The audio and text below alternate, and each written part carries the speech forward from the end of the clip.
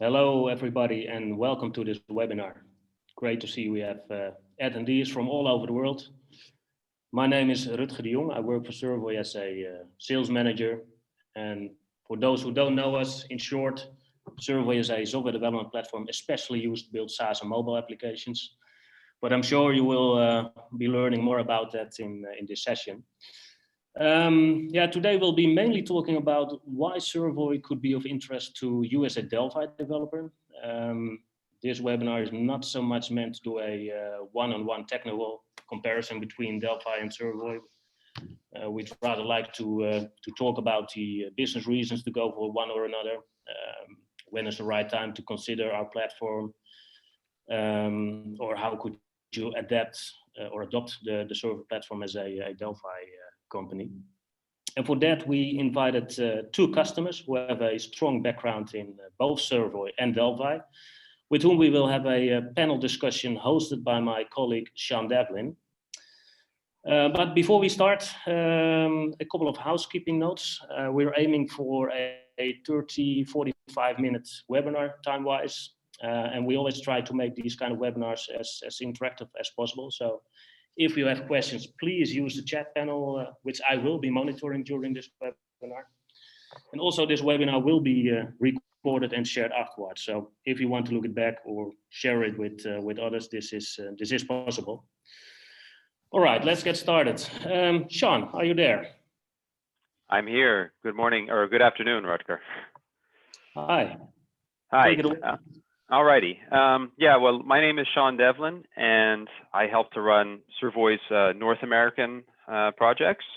But I also work closely with our customers and ISV partners to help develop our product strategy. And it's been about a decade and a half, I think, helping our partners navigate their companies through often changing market landscapes and technology disruptions. And that kind of brings me to what I'd like to discuss today. We spent a lot of time working with software vendors and enterprise application teams. And typically these include really talented folks who are delivering high value functionality, which really sets their businesses apart. But once in a while, sometimes a long time, could be many years, these teams, they face challenges and sometimes opportunities, but they require them to do more than the typical kind of incremental improvement to their software offering. This could be a market disruption or sometimes a hard technical limitation with scaling or migrations or something like that. It could also be a limitation to take their business to the next level. In any of those cases, it moves from the typical day-to-day type of application maintenance to something more of a quantum leap. And if you find yourself in that position, that's good news, because that's kind of why we made this webinar. It's kind of what we do at Servoi, is deal with that more difficult quantum leap. I could share my experiences, but I think it would be better to look at the problem through the eyes of people that have been on the other side of it, have really been through it. And that's why I've invited two of Servoi's ISV partners to share their experiences navigating these challenges that I'm discussing. So first, I'd like to welcome Andre Hoonhout from Cargo Data Systems, or CDS. Andre, are you there? I'm here. Thank you, Sean. Thank you very much for joining us. It's good to have you on this webinar. First, can you just tell us a bit about where CDS is in the market space? What kind of customers do you cater to? Okay, we are a software developing company for the logistics market. We have mainly freight forwarding companies as our customers. They are smaller to medium-sized companies, so between 1 and 20 users. Mm-hmm. We already exist for almost 30 years. So we have been through MS-DOS, Windows, and now we are in the cloud. So we had some transitions in the past. So I hope I can be useful today to tell people what we went through. So that's Yeah, well, you certainly have many years of experience coming from DOS. Do you sell your application in the Netherlands or also other countries in Europe? Basically, it's worldwide. We have customers. Worldwide. Yeah, in Europe, in America, in the Caribbean, South America, in the Far East. So that's and then a cloud solution is very handy, of course. So you are everywhere at once. We are everywhere. I guess that's important in logistics. Exactly. Okay. Well, we'll be asking you some tough questions. I'd also like to welcome Darren White from Turnkey. Turnkey is based in the UK, and they do insolvency management systems. But I'll ask Darren to tell us a bit more about who Turnkey is and what kind of customers they have. Thank you, Sean. Turnkey actually been around 40 years in 2020. We've had an insolvency management ERP product for just over 30 years. I joined the company around about that time. A bit like Andre, it's gone through DOS, Windows, and obviously now cloud. So we've been through various transitions over the years as well. We sell into mainly the UK, Australia, but about 14 jurisdictions around the world. And obviously, one of the main benefits of cloud is to allow us to continue that expansion. Excellent. Okay. Well, I'm going to ask you guys some questions, so I'll get right to it. Yeah, Andre, let's begin with you. Can you talk a bit about how Cargo Data Systems got its start, and also highlight how Delphi was instrumental in giving you a competitive advantage? At the beginning, when we started with Delphi,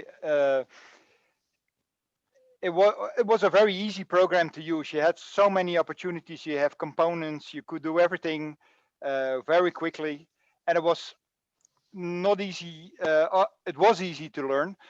We came from MS-DOS Clipper. Probably some people know Clipper. That's a very simple development program. But Delphi had everything for us for developing a complete package. So we didn't have to worry about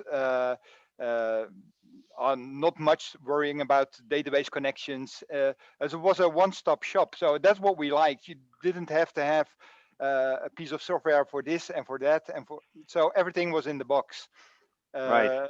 And that was about when we started with Delphi. It was 98, I think.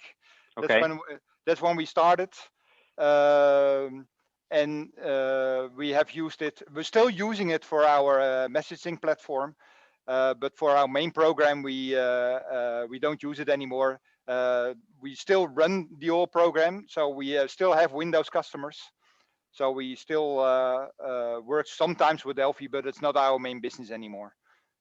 So but it sounds like the combination of productivity, rapid application development, and flexibility in terms of add-ons and components gave you a competitive advantage when you were first starting in Delphi. Exactly. Yeah. Right. And Darren, I believe Turnkey also had a solution early on, Yes. and then switched to Delphi, right? Can you discuss that switch and how it helped you guys get to the next level, since you already had an application out there? Yeah, so similar to Andre, we had started off in DBase and then ended up with a Clipper DOS application. Okay.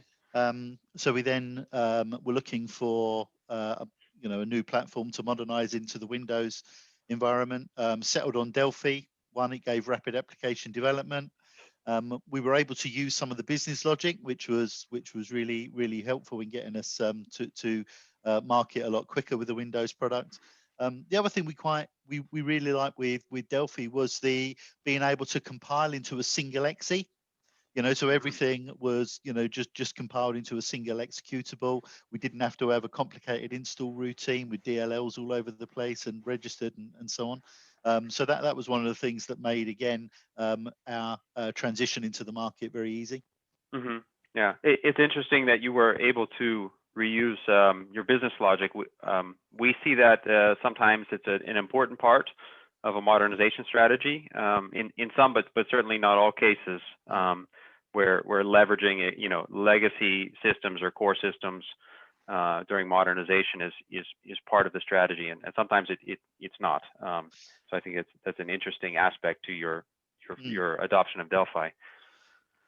Yeah, I mean, so some of our in the ERP, some of the calculations that we have to do on certain parts are particularly tricky. So being able to pick up those, which in essence are legal calculations, and to ship them between applications was really advantageous for us. Right. Sticking with you, Darren. Can you talk a bit about the business drivers that kind of prompted you to start to search for another solution? I mean, you had a solid position already in the insolvency market with the Delphi product. Why were you looking for a new technology platform? Yeah, so our Delphi platform, our IPS product had been around for 20 years. So we were looking at various cloud solutions for other parts of our business, and our insolvency product was obviously a major part of that. Our clients traditionally were quite conservative in relation to IT. So we saw the move to cloud as a way of actually helping them to transition digitally, to move some of their processes into a much more modern modern arena.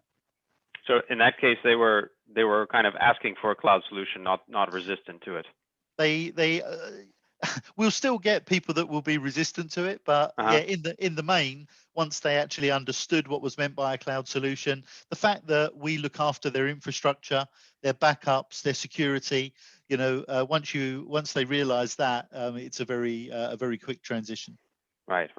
And Andre, did you have the same experience? Your customers and the market were demanding a cloud experience, or were you kind of pushing that and leading them there?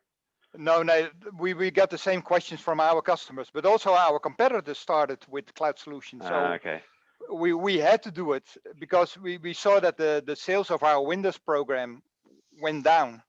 So there was no question, if we want to do it, we have to do it. So that's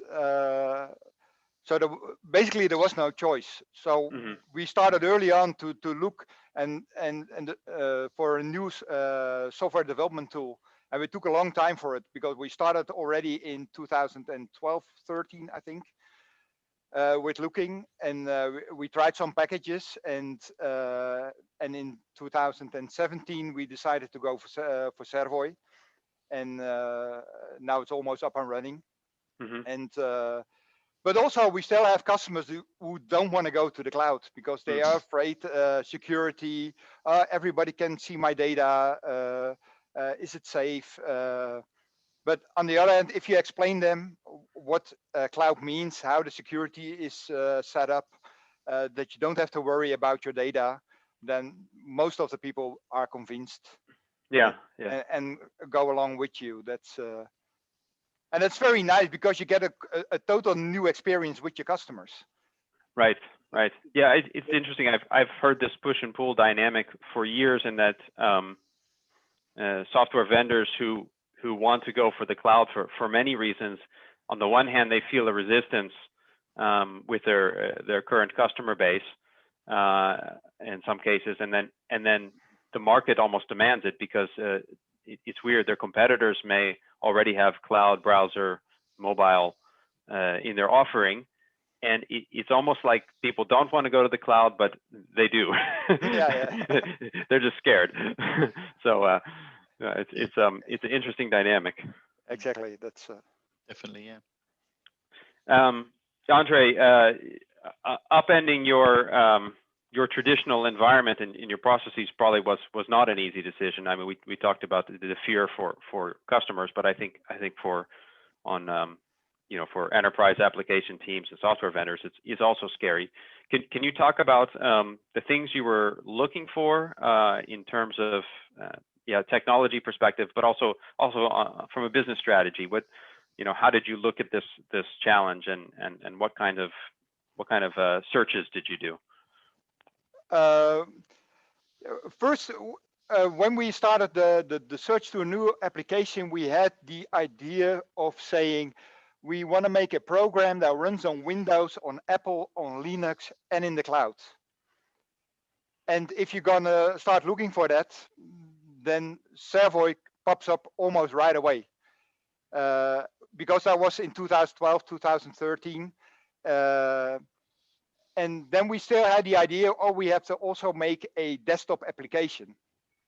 And after some period of time, that idea faded away. We say, okay, we see in the market, everybody goes to the cloud. Nobody is working with desktop applications anymore. So we skipped the whole Windows and Apple and Linux. We skip that and we go directly to the cloud. And then you get, of course, more solutions you can use. So we start looking, and I think we only looked for applications for almost a year, just looking them up, getting some information. And then you get like .NET applications, low-code applications, where you have to code, but you drop and drag and make flow charts and everything. We looked also at those kinds of applications, but also, of course, to Servoi, Microsoft, whatever. And then, then we started to try stuff out. So, okay, we're gonna download it and we're gonna try to make a simple application to see if we're gonna get it working. Then some applications we dropped. We say, okay, this is not gonna work, especially in a larger application, because our program is not a small application. So we needed a robust platform which can handle large applications. And at that time, we started talking with Servoi in more depth. So they showed us what was possible with Servoi, and we had also some reference visits. So we talked to companies who already were transferred to Servoi for developing their software. And that helped a lot, because then you get really the confidence of, okay, if they can do it, then we can do it also. Right. And then you get the basics. Okay, now we want to go a step further, and we say, okay, we want to go to a proof of concept. So from, okay, we make a list of functionalities we use very often in our software. And those are simple things like sending emails, communicating through FTP, APIs, all that kinds of stuff. And then you're going to say, okay, give me an example how that works in Servoi. And that helps us a lot to see from what is capable with Servoi and what you need to do. Yeah. And then we noticed that Servoi was only was a package. You get Servoi, and basically you don't need something else. You don't need a different editor or a compiler or a linker or whatever. Everything is in the box. And then we saw, okay, and the IDE looks a little bit like Delphi, and everything is in the box concept, and you can make your own components. So we get really happy with Servoi at that time. That's and then at the end we decided to go for it.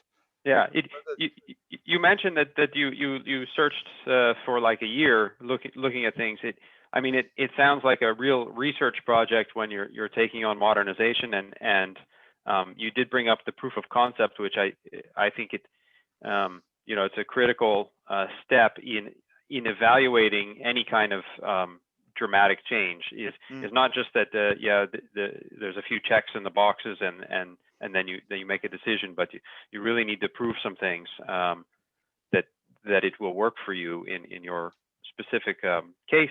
The other thing that I think is interesting that you mentioned was looking at like .NET all the way to low codes, and there are some pretty low codes out there where there's a lot of modeling and almost no coding. It feels to me like when I speak with customers and prospects that it's really somewhere on that spectrum of do everything yourself in a low-level language like .NET or Java, or putting together different frameworks, and then all the way up to these high productive low-code environments that you almost don't have to write much code. You were somewhere in the middle, I think, because you have a full-featured complex ERP for the logistics market. Can you talk a bit about that sort of spectrum and where you fall on there? You mean in comparison with the low coding application, or? Well, you had mentioned that. I thought that was interesting that you mentioned what the things you were looking at, and you considered .NET, but you also looked at low code, and then you ultimately decided on Servoi. Was that, I guess what I'm asking, is that kind of like a middle ground, the way you see it, between doing it yourself and the full-blown low code platforms? Exactly, because we did some projects in the past with PHP. Mm-hmm. And then you have to do everything yourself, security, database connections, and everything. And that was worrying us a little bit, because we say, okay, how are we going to do that with security? How are we going to do that with databases? How are we going to do that with performance? Mm-hmm. It's not my expertise. My expertise is to build business applications, right. to make UX and everything. And that's one of the reasons why we looked at low coding applications, because they take care of all that stuff. But when you look deeper into that, in those programs, you figure out that it is nice if you don't want to make it too complex and too much variety in your coding.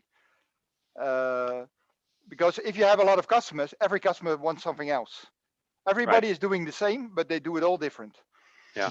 That's and that's so hard to do with low coding, because that's more. I think low coding is handy when you have when you are a big company and you have an IT department and you need a kind of CRM program or whatever, and you want to make it something simple, then that will work. But if you want to make a high performance ERP system, then it's very hard to do that with low coding. And on the other hand, then you have .NET, and that it's so low key everything. You have to decide everything yourself again about security, and everything you have to make yourself. Mm-hmm. And that's what we liked about Servoi, is you get more like a framework, like a platform, where the basic parts are done for you. And you can change them if you like, or you can build some additional features on top of it. Yeah, and that was one of the main reasons that we stuck in the middle. So not going to .NET, but also not going to low code. So you as you say, you stuck in the middle. Mm-hmm. Darren, Turnkey had I think you guys had a kind of daring conquer the world strategy. I remember a few years back with your cloud strategy. What kind of shift, or with that kind of shift, there must have been specific considerations and objectives you had in mind as well, from not only a technology platform but also a technology partner. Yeah, absolutely. I mean, we, having decided that cloud was where we were going, we decided to take the revolution rather than evolution path. So we were going to revolutionize the product completely, from the data model right through to the UX. In doing that, again, we did look at other options. We had .NET developers in-house. Their preference very much was to go with the .NET route. But then, having looked at some low-code platforms, and obviously eventually settling on the Servoi platform, it became quite apparent that the ability for us to use a framework meant that we could, very quickly start getting the application built, and let us concentrate on the important stuff like the business logic, and the UX and everything else. So I think when we found Servoi, after talking with you guys and after a couple of meetings, some demonstrations, we also talked with some reference sites, which was really useful. But the real crucial thing for us was the proof of concepts. We did a bit of a functionality map of our existing product. I think we gave a couple of examples of some functionality, and that was built very, very quickly. And we saw how quickly that was actually able to be put together. And I think at that point that convinced us that Servoi was the way to go. The other thing that has to be said is the assurance program. That was also a major deciding factor, because that to me in the early stages is a safety blanket. If you have any issues, you can call on Servoi to assist. Okay. Well, we'll talk about the assurance program in a little bit, just for our audience. But it sounds like for both of you guys, the proof of concept is an important step to sort of validate your decision and take some of the risk and out of it and do your due diligence. Yeah, certainly for us it was. Yeah, exactly. Darren, when I speak with application teams looking to modernize, one of the decisions that they're faced with, usually one of the first decisions is what they're going to build. Essentially, do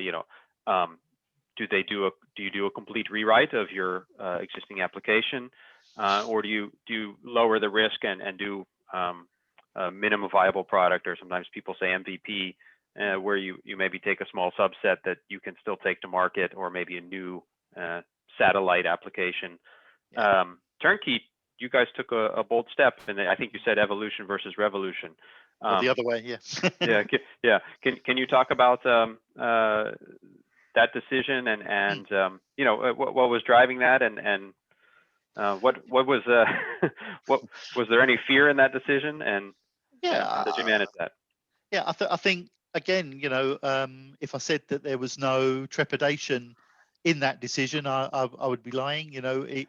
It would have been the easy route to build a cloud version of what we already had, but that decision, we took very early on at the management level. If we're going to go to market, we're going to want to, really revolutionize the way that our users use the application, make a lot more efficiencies for them. And in doing that, we don't want to replicate what we do already. So literally everything from the data model up to the UX was a complete redesign. Right.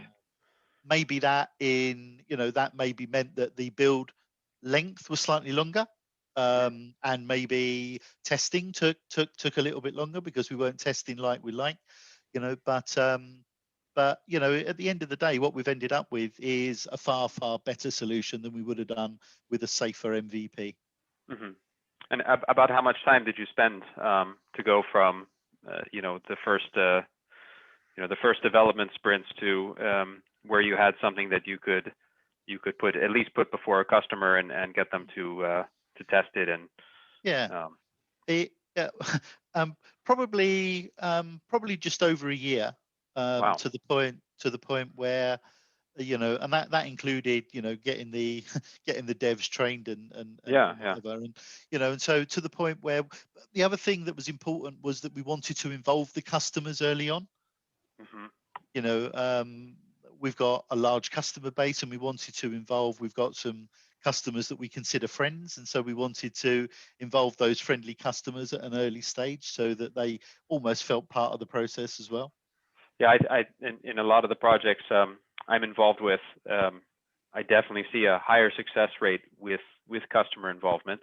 And in Turnkey's case, you guys went for a brand new user experience, which I know from hearing what people say that approach can also be a bit scary as well, because you know, you may have had the same customer for 25 years and they know how to use the application. It solves their problems, and you know, why would you change the user experience on them? And could you be inviting disaster or at least the ire of your customers to change it? You guys did a big UX revolution in your product. How did your customers receive it, and was that customer involvement from the beginning? You know, did that play into it? Yeah, very much so. With Servoi's assistance, actually, you know, you recommended some UX guys, we used them, and then we've got our own early on as well. So we took the view that, again, we would hold sort of customer sessions very early on, even before we had something, you know, that they could physically use. And so we found that, and we involved quite a few customers in that process. Yes, and as you can imagine, you ask 10 different people, they want 10 different things. But what came out of that was a consensus on design. So we were then able to take that forward into the, you know, into the rest of the application. So yeah, you know, the people that weren't involved in that, you know, they will sort of go, wow, you know, that looks a bit different. But when we actually then take them through the UX side of it, they can really see that we have actually listened to users. You know, we've looked at their processes quite carefully, and made sure that the processes in the cloud app are far more efficient for them. Did your team probably had to adapt not only to learning Servoi and also you know, new tools, but triangulating that user experience and at the same time designing a product from scratch. How did you guys manage the human resources side of it? How much learning was going on? How much did you do? Any new hiring? How did that work? Yeah, I think we realized quite early on that our team needed increasing. So, you know, we took the decision, we recruited, probably doubled our team size, and the new developers all were given over to the cloud products. None of them were put to the business as usual. We also took on board UX and UI designers, and also manual and automated testers, so that, you know, we got to a situation where, you know, we were liaising with UX with our clients. That was then being fed to the UI from a design point of view. You know, then prototypes would then be built and delivered to the developers, so that they had a very clear view of what they were developing, and then we had the testers who were then able to test that. So, you know, we ended up with a product that actually worked, you know, and actually looked good and did what the users wanted it to do. Well, I think that actually surprised me. I didn't quite know the answer when I asked you, but the fact that you were able to go from, you know, the start of development to having something that you could put before customers for testing in a little over a year is quite impressive, and a testament to your management and to your team. That's quite impressive. You know, when I say over a year, that was to get to the point where we could show them something. It wasn't finished, you know, but they can be involved, you know, and, you know, and then it was built up from there, you know, but they felt part of it then. Yeah, but I can imagine there's a lot going on there, you know, with UX redesign and redesigning the application, you know, from scratch. That's a big undertaking. Andre, Cargo Data Systems took. Did you guys take a bit more modular approach in how you how you were approaching modernization, and, you know, how much to bite off, so to speak? Yeah. We started also from scratch. So we decided that we're gonna do it completely different. Also, the data model changed because you can imagine we started with the Delphi program 20 years ago. The world was different at that time. Not many people used email. A lot of things went by fax. API calls, never used. So a lot of things has changed. So we decided we're going to start all over again. But as our program is built of modules, and we can sell the program only with specific modules, we decided, okay, what's most handy to build first? Of course, you have all kinds of standard functionalities like users and logging and printing and all that kind of stuff. But business-wise, we decided, okay, we have several modules. We're going to build that one first, and then we're going to sell that. We sell that to our customers, and then we're going to have a look from how do they react to the new program. Do we need to change something? Is it easy to learn?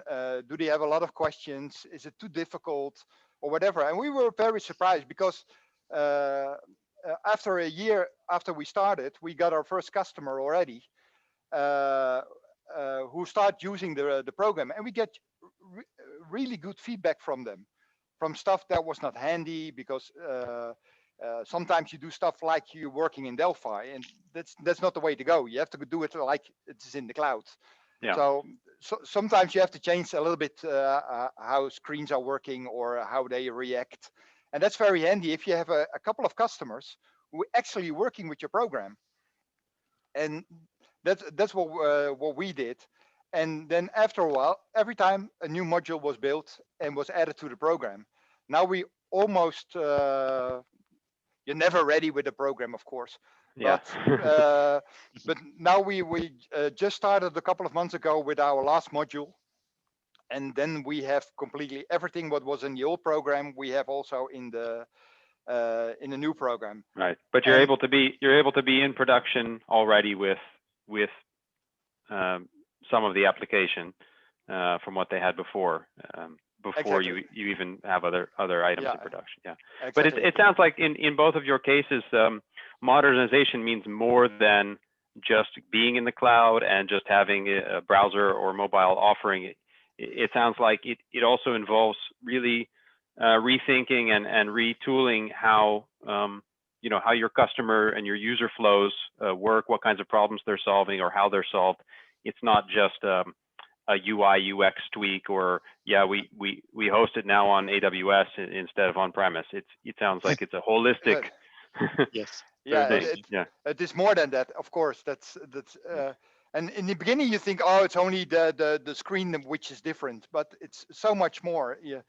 Security is much more important. You have things that's done on the server, you have things that's done in the client. You have to performance is important.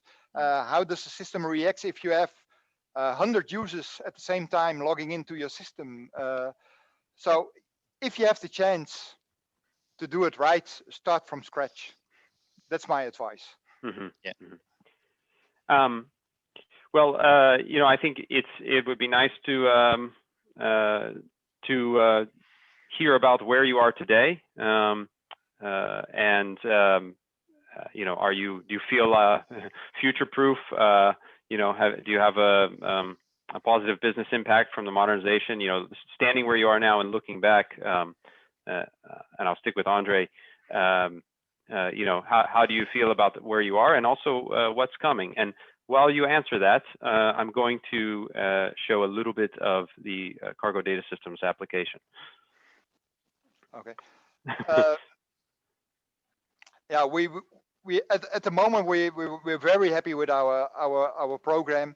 That's giving us new customers, because as I told in the beginning, why we went to the cloud, because the old program was not selling that good anymore, and now we see the growth is back. We're growing every year.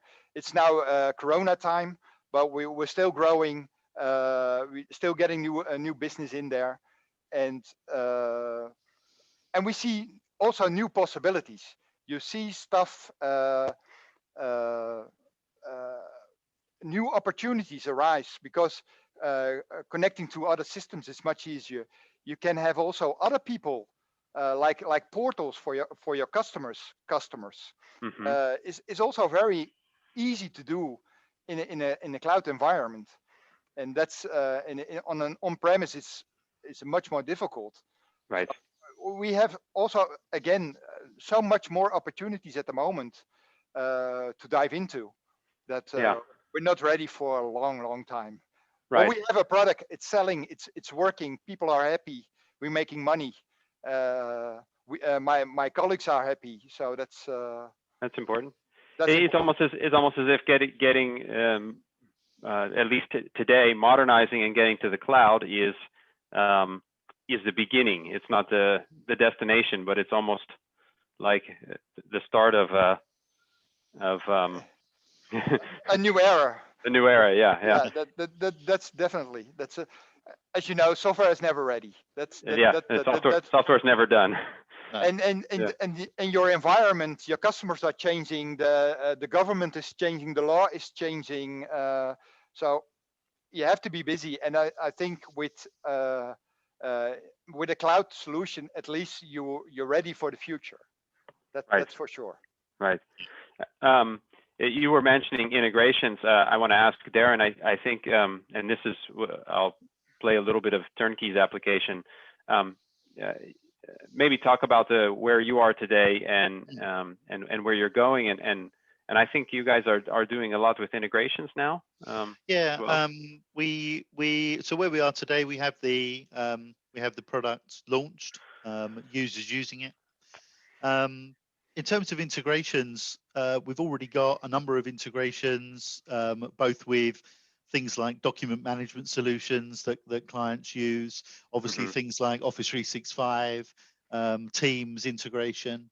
And then this then is, and I think the important point is that getting to the point where we've got a product is the start, because what we're now looking at is how we can take our users on a real journey.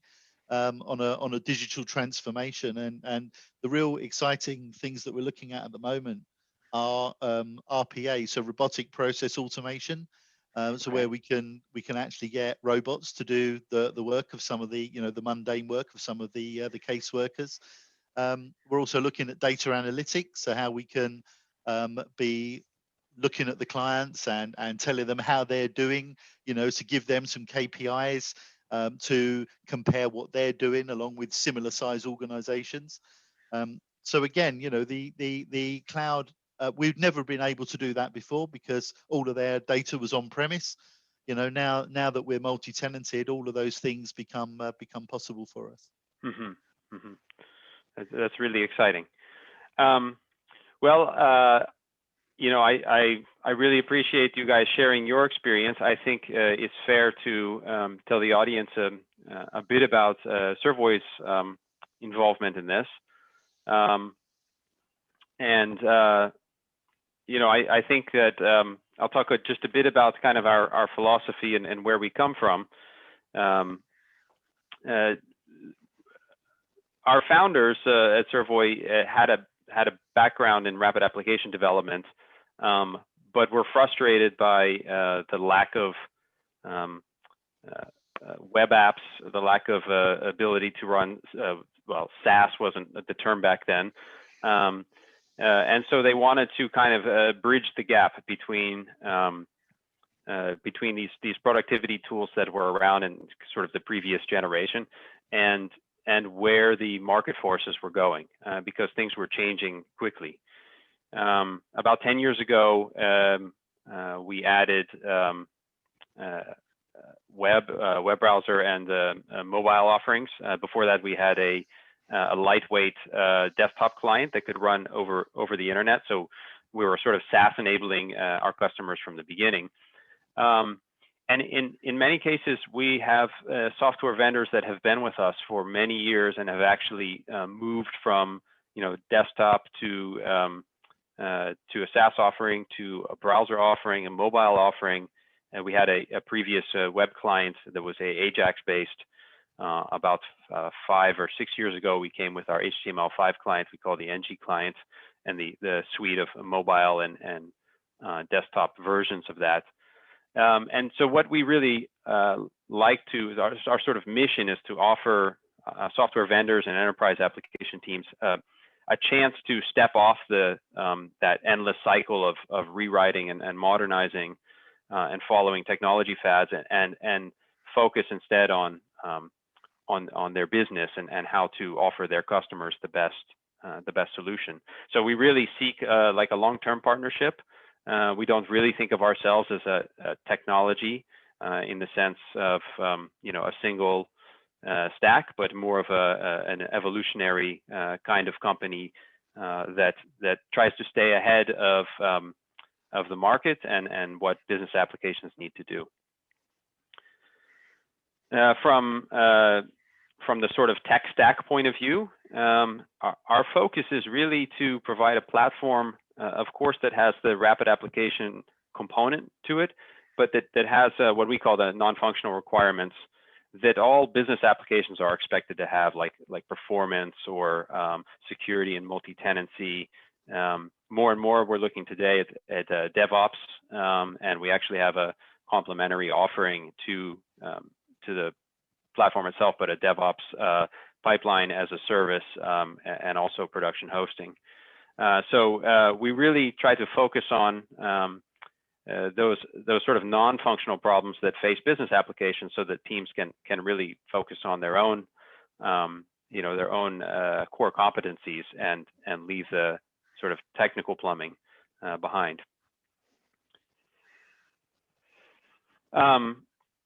You know, I think to summarize it, we really understand software vendors. We really understand business critical enterprise applications. And I think when Andre was talking about somewhere in the middle of you know, do-it-yourself approach, like a .NET or Java with other frameworks for the front end versus a full low code, you know, I think that Servoi offers kind of the middle ground, or the best of both worlds. We really understand that low code doesn't quite cut it for the traditional low code, doesn't quite cut it for software vendors, and also building everything from scratch doesn't cut it as well, because it's not like software vendors have huge corporate IT department, you know, with 10 Java developers or .NET developers. So we really try to bridge the gap there and unburden these teams to be able to focus more on their applications and their customers.